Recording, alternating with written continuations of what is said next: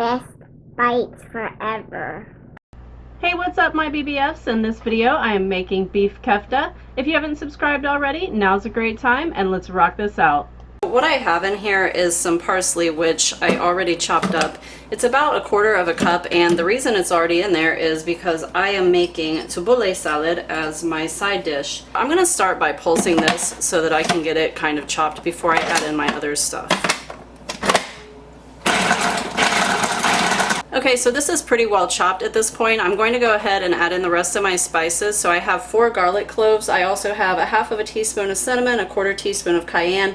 You can use red pepper flakes if you'd like to. I have a teaspoon of allspice, 1.5 teaspoons of cumin, and 1/2 teaspoon of coriander. And it's all gonna go in there and make happy friends. I'm gonna go ahead and pulse that just a couple more times.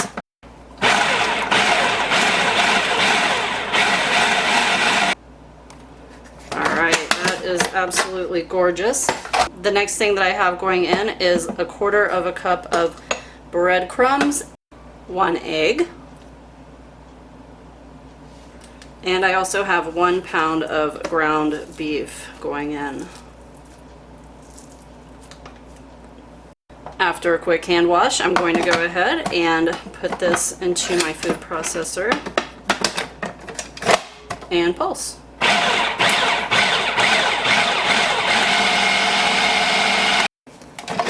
So let's take a look. So I almost did something completely unacceptable, which is leaving out the salt and pepper. You want to have a good teaspoon of salt in here, along with some freshly ground black pepper. I do want to just kind of give this a final mix with my hands. It's not completely mixed because one thing is you don't want to over mix it in your food processor. It'll give it kind of a, I don't know what to call the texture, not a good texture. But go ahead and just finish mixing it by hand. And then I'm going to put mine onto skewers. You don't have to put these onto skewers. You can kind of make them into like little oval loaves. I don't know what you'd call them. Like little flat ovals is basically what they should look like. And then you can grill them or you can fry them. You can do them in a grill pan, which is what I'm going to do. Alright, I think this is pretty well mixed up here. This is looking good. Take a skewer. This is pretty simple, pretty self-explanatory. Skewer, boop, just like that. Get it on there.